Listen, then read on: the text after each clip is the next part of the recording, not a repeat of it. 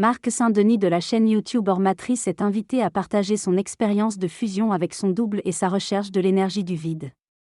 Il affirme œuvrer pour faire descendre les énergies de fusion sur Terre et organise régulièrement des vidéos et des lives sur sa chaîne. Il explique avoir vécu différentes étapes jusqu'à atteindre cette fusion, et se dit heureux de partager cela avec le public. Il invite les spectateurs à oublier ce qu'ils ont appris et à recevoir les vibrations hautes sans résistance ni jugement. Marc raconte comment il a pris la décision de ne plus travailler pour quelqu'un d'autre et de méditer. Il a ensuite décroché un emploi dans la police locale, ce qui lui a permis de stabiliser sa situation financière et d'avoir plus de liberté. Ce nouvel emploi lui a également permis de remettre en cause ses préjugés et de se recentrer sur lui-même chaque jour. Il se voit au-delà du personnage et se considère comme éternel.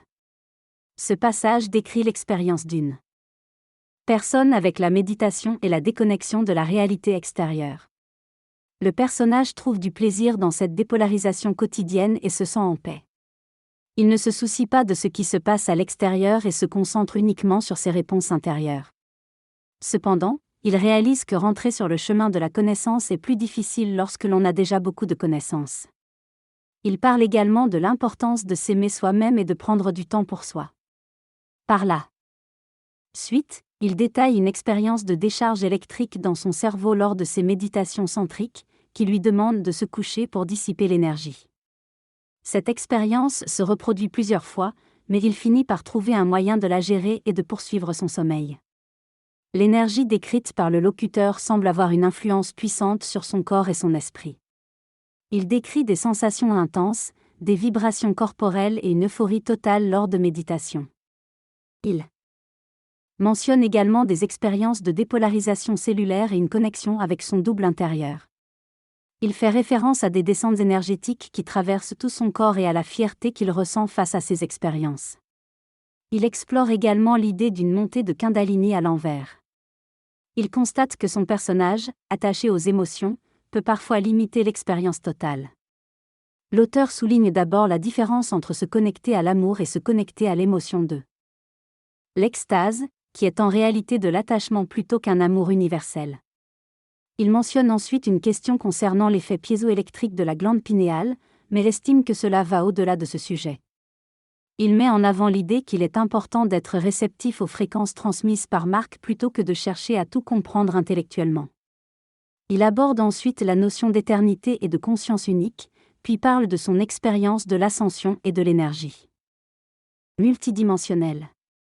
Il explique que sous le dôme se trouvent toutes les règles et énergies fragmentées du jeu terrestre et multidimensionnel. Il souligne que tout cela est lié aux règles du jeu de la matrice, où chaque partie de la conscience est interconnectée et influencée par l'état de conscience. Il aborde également la question de la conscience artificielle et souligne la difficulté d'intégrer certaines réponses lorsque l'on pose une question. Enfin, il mentionne son passage dans le vide et la première fois où il a été en contact avec le silence intérieur. Dans cette discussion, Marc parle de son expérience de conscience et de l'initiation solaire qu'il vit. Il explique qu'il y a des étapes préalables à la fusion de conscience, et qu'il se trouve actuellement dans un état où il descend pour mieux remonter. Il mentionne également le piège du personnage, qui le fait poser des questions et l'empêche d'être totalement fusionné avec sa conscience. Il évoque le dos de la matrice qui contient toutes les informations, et souligne l'importance de ne pas chercher à comprendre, car cela peut être un piège. Il fait référence à un abandon des connaissances et un renoncement dans le vide, pour mieux avancer dans son chemin spirituel. La personne décrit son expérience de traverser le vide et de vivre une initiation solaire, similaire à celle décrite par Bernard de Montréal. Elle éprouve une nouvelle énergie et une conscience pleine, mais devient également incapable de fonctionner normalement pendant quelques jours. Elle parle également de l'alchimie de l'énergie et de la sensation d'être plein de vide. Finalement, elle décrit une expérience où elle se retrouve dans le vide, sans pouvoir bouger, et décide de retourner dans son rêve. Elle décrit le vide comme étant noir et vide, sans rien autour d'elle. L'utilisateur raconte une expérience où il a quitté son corps et est entré dans un état de coma où il n'était pas capable de bouger ou d'ouvrir les yeux. Il ressentait toujours les sensations mais était incapable de réagir.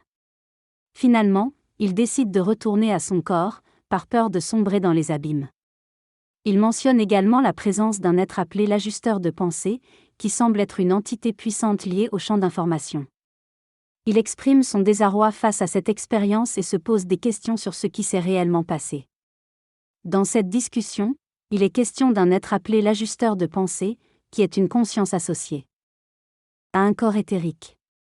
L'ajusteur de pensée est en communication télépathique avec une autre entité, représentée par un double sombre et mystérieux. Cette entité est appelée le manifeste et contient toute l'énergie et les manifestations des différentes dimensions. L'échange entre l'ajusteur de pensée et le manifeste se déroule dans le vide, pendant que l'observateur essaie de comprendre ce qui se passe. L'ajusteur de pensée explique que l'entité sombre est un autre aspect de lui-même, plus noir que le noir environnant. Cette discussion se termine et l'observateur souhaite se rapprocher de cette entité sombre, ce qui semble être une séparation entre eux. L'explication complète sur ce qu'est l'ajusteur de pensée est reportée à plus tard. Selon le discours présenté, il est dit que les religions prétendent qu'il faut trouver un sauveur pour se libérer des jeux de la vie. Cependant, il est affirmé que le vrai sauveur est en réalité nous-mêmes, et que nous devons nous ajuster et fusionner avec notre divinité réelle, qui est une énergie multidimensionnelle venant de la source. L'ajusteur de pensée est présenté comme une partie de nous qui est en contact avec la conscience humaine par le biais de fréquence zéro, afin de nous aider à nous ajuster. L'expérience de Mark est évoquée comme quelque chose de complexe et difficile à comprendre, mais il est souligné qu'il faut lâcher prise au niveau mental et ressentir les fréquences pour réellement comprendre. Il est affirmé que nous avons tous un ajusteur de pensée, qui est une conscience universelle et non spécifique à un individu particulier. Il est précisé que l'ajusteur de pensée n'est pas Dieu, mais qu'il fait partie de nous, de l'unique conscience qui s'est fragmentée pour jouer différents rôles dans la vie. On dit également que se souvenir de notre nature d'enfant primordial, de l'unique conscience, est important pour avancer dans notre cheminement spirituel. L'expérience personnelle de l'auteur est brièvement évoquée, en mentionnant une fusion avec un corps noir sans forme définie, qui était le vide, et qui lui a parlé. Cependant, il explique qu'il n'a pas pu approfondir cette expérience car il est revenu à des sujets plus importants. La personne décrit avoir vécu une expérience de fusion avec son double depuis 2012. Cet état de fusion, équilibre et harmonie ne l'a jamais quitté depuis lors, mais cela a également entraîné des changements dans sa conscience et une dépolarisation de celle-ci. Malgré ces changements, il est toujours en cours de transmutation et de dépolarisation de sa conscience. Cette fusion a entraîné une augmentation d'énergie en lui, mais il reste encore des questionnements sur cette expérience. L'auteur exprime sa fatigue et le besoin de contrôler son énergie fragmentée. Il explique que lorsqu'il médite, il parvient à conserver son énergie au lieu de la disperser. Il affirme que la réalité est virtuelle et que la conscience humaine est liée à un personnage dans le jeu de la matrice. Il ajoute que la conscience est une illusion et que sa propre conscience n'est pas piégée dans la matrice. Il distingue la conscience humaine de la conscience universelle, qui est une énergie qui sait tout. Il mentionne également avoir vécu une fusion avec son double et que cela a modifié sa conscience. Finalement, il fait allusion à une expérience personnelle liée à la fusion de son double avec son corps et à son envie de rester dans cet état. La personne qui parle ressent une énergie différente lorsqu'elle joue le jeu du double corps.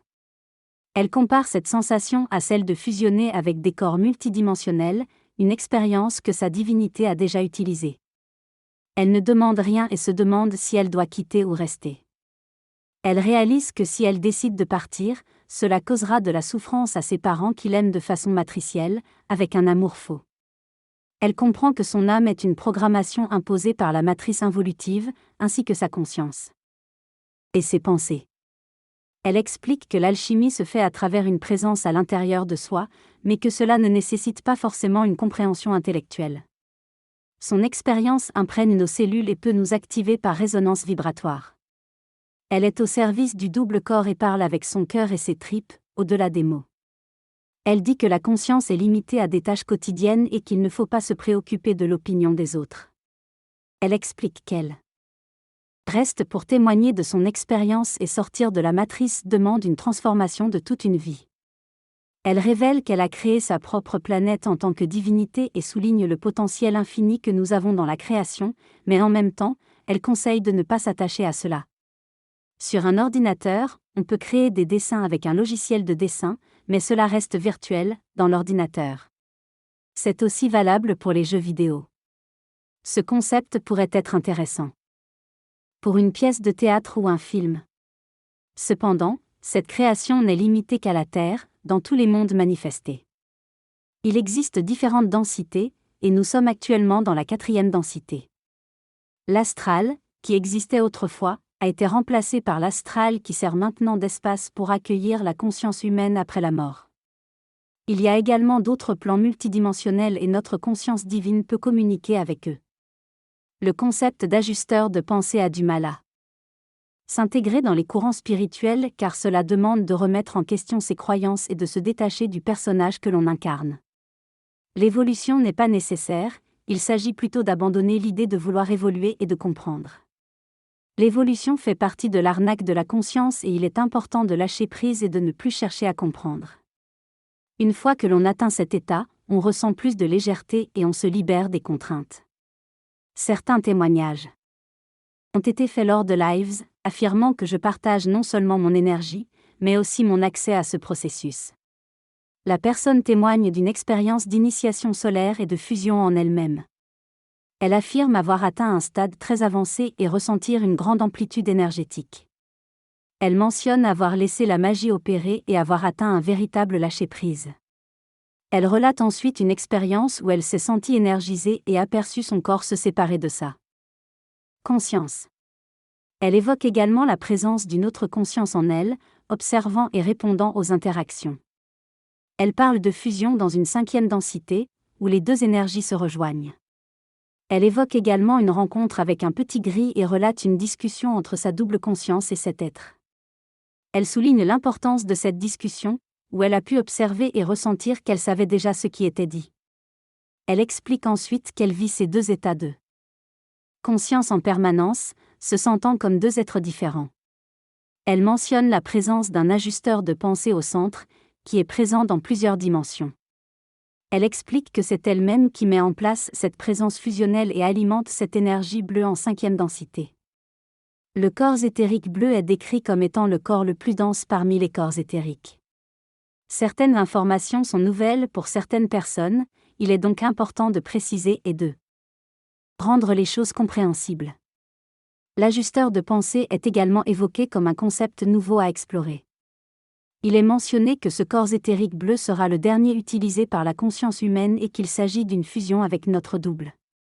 Cependant, il est précisé que ces informations sont propres à la Terre et que d'autres mondes ont eu différentes expériences de densité.